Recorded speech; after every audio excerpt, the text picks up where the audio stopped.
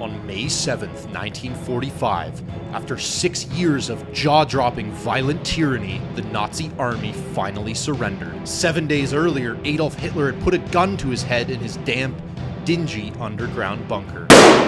The rubble was cleaned up, borders were re-established, and justice was served to the Nazi criminals who'd conjured up this horrific nightmare. In the years immediately after the war, Europe began to find some semblance of regular life again. Eventually, the world would enjoy a level of peace and prosperity that it hadn't seen before. But what if things had turned out differently? What if Adolf Hitler had won? 27 years earlier, a young Hitler found himself asleep in a hospital bed on the frigid morning of November 11th, 1918. He had suffered a horrific injury 1 month earlier when mustard gas burned his eyes shut. He awoke to a deep blackness that morning, but his ears still worked just fine, and it wasn't long before the news reached him. Germany had lost the Great War. The decorated corporal slumped back down into his bed in shock, not wanting to believe what he'd just heard. This can't be true, he thought.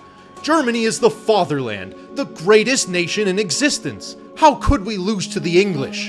And even worse, the French. As time went by, Hitler settled into this new reality, but he never accepted it. He made a promise to himself, a vow, that one day he would make this all right. Fast forward 5 years, and Hitler was locked up in a Munich prison after his part in the failed coup of 1923. The experience in prison left him stronger and more determined than ever. While in jail, the alt-right political figure began work on Mein Kampf, a political manifesto outlining his future vision for Germany. The document detailed plans for aggressive military action, righting the wrongs of the Great War. It was also filled with racist ideology. Hitler strongly believed in racial hierarchy, with the Aryans, or people of German descent, at the top, and everyone else somewhere below that. His time in prison left Hitler more popular than ever. He'd received unprecedented levels of coverage in the press, and he took advantage of that and went on the offensive. The fascist began doing frequent public speaking engagements until his support reached a high point in 1933 when he was elected Chancellor of Germany. Through a series of clever legal maneuvers, he soon had full power the following year. Furious with the stolen German land of the Treaty of Versailles, Hitler was committed to restoring German national pride, and finally, when the time was right, he took military action. After annexing the Sudetenland in 1938, the ruthless dictator launched a full-scale, brutal invasion of Poland on September 1st, 1939. Much of continental Europe was soon under his control, and the world was launched into yet another global conflict just 20 short years after the last one. Now, before we talk about what Hitler's sick plans were, we must identify where he went wrong. The tyrant's first blunder came during the Battle of Britain. Furious about the British bombing of Berlin, Hitler shifted his own Air Force pressure from the British airfields to the city of London itself. This was a retaliatory and very poorly thought out move. The bombings inflicted many civilian casualties, which were horrible, but they did allow the airfields to rebuild.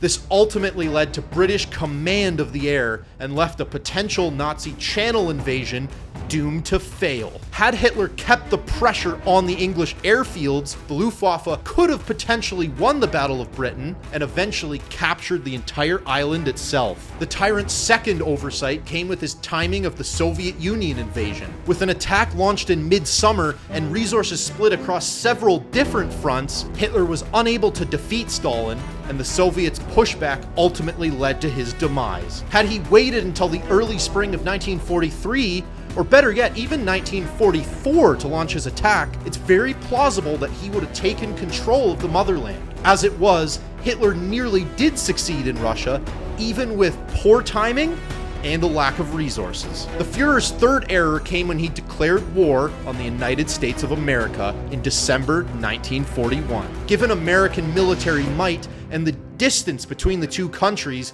the decision to engage was ill-fated from the beginning. Without American support, it's unlikely the Allies could have launched a successful invasion of Nazi Germany. With only the Eastern Front to worry about, Hitler would have almost certainly taken control of all of continental Europe.